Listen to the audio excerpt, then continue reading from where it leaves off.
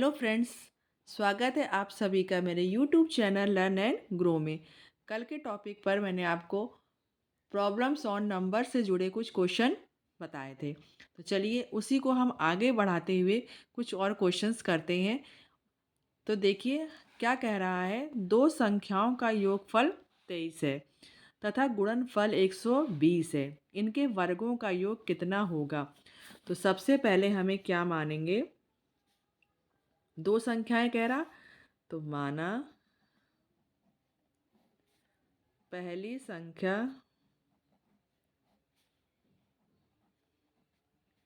x और दूसरी संख्या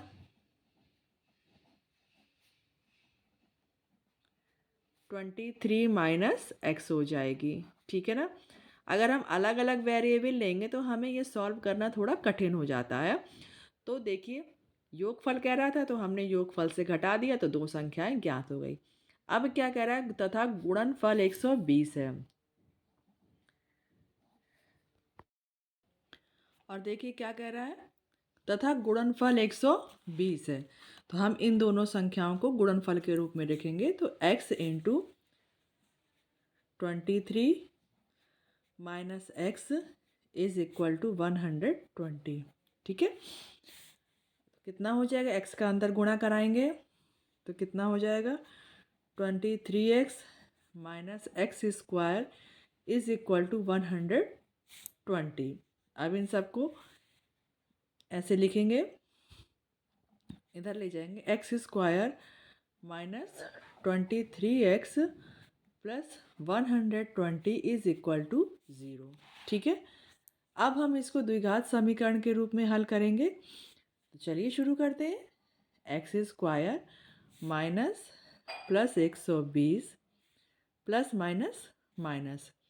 अब हमें 120 इंटू इसके साथ गुणांक में एक है तो 120 गुणे एक मतलब 120 के ऐसे गुणनखंड करने हैं कि ये माइनस माइनस प्लस जुड़कर 23 आ जाए। 15 अट्ठे 120, 15 और 8 कितने होते हैं, 23। तो 15 इंटू 8x। ठीक है। तो हम हमने x इन दोनों से हमने x कॉमन लिया, x माइनस 15 माइनस 8 कॉमन लिया इन दोनों से तो x माइनस 15। देखिए इस ब्रैकेट में और इस ब्रैकेट में सेम वैल्यू फाइंड हुई है तो x माइनस 15 दोनों से कॉमन ले लेंगे तो यहाँ पर कितना बचेगा, x माइनस 8 बचेगा। तो हमारी x की कितनी वैल्यू आ गई, एक आ गई 15 और दूसरी आ गई 8। क्या कह रहा है आगे, इनके वर्गों का योग कितना होगा। तो अब इनके वर्गों का योग करें, वर्गों का योग, वर्गों का योग मतलब 15 का वर्ग प्लस 8 का वर्ग, 15 का वर्ग 225 प्लस 8 का वर्ग 64। कितना हो जाएगा योग, 5 4 9 6 2 8 और ये 289। उम्मीद करती हूँ आपको ये वाला क्वेश्चन समझ में आ गया होगा। तो चलिए आगे बढ़ते हैं अपने नए क्वेश्चन की ओर। हमारा क्वेश्चन क्या कह रहा है, एक भिन्न का अंश दो कम करने पर भिन्न का मान 1/3 हो जाता है। देखिए हमें सबसे पहले क्या करना है, एक भिन्न माननी है a अपॉन b के रूप में। माना भिन्न a/b है। ठीक है।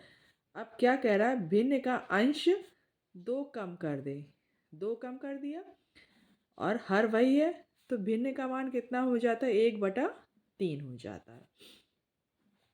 तो अब इस 3 का क्रॉस मल्टीप्लाई करवाएंगे तो क्या हो जाएगा,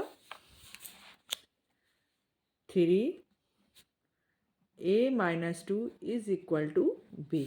3 का अंदर मल्टीप्लाई करवा दें, 3a-6 is equal to b। अब 6 को हम बराबर के इस तरह ट्रांसफ़र करेंगे और b को a के साथ ट्रांसफ़र करेंगे तो आ जाएगा 3a minus b is equal to 6। Equation number 1 आ गई हमारी। अब क्या कह रहा है, यदि मूल भिन्न का हर, मूल भिन्न का हर मतलब बी अंश से 4 अधिक है। जो मूल भिन्न का हर है, हर वो अंश से 4 अधिक है। हो गया आगे समझ में। तो अब क्या करेंगे, a minus b is equal -4। Equation number 2। अब दोनों इक्वेशन को जब हम सॉल्व करेंगे, सॉल्व इक्वेशन 1 एंड 2, ठीक है।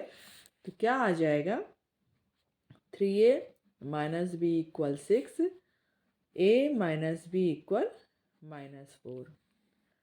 अब साइन चेंज कर देंगे, कितना आ जाएगा, 2a इक्वल 2, तो a इक्वल 1 आ गया। तो b की वैल्यू कितनी आ जाएगी, b की वैल्यू आ जाएगी a प्लस 4, मतलब 1 प्लस 4 इक्वल 5। ठीक है, तो हम यहीं पे सॉल्व कर देंगे। क्या कह रहा है, किसी भिन्न, तो भिन्न फाइंड करनी है। भिन्न कितनी थी हमारी, a अपॉन बी। a की वैल्यू आई हमारी 1, b की वैल्यू आई हमारी 5। ठीक है, उम्मीद करती हूँ आपको ये क्वेश्चन भी समझ में आए होंगे। तो प्लीज़ वीडियो को ज़्यादा से ज़्यादा लाइक, शेयर और सब्सक्राइब करें। देखने के लिए बहुत बहुत धन्यवाद।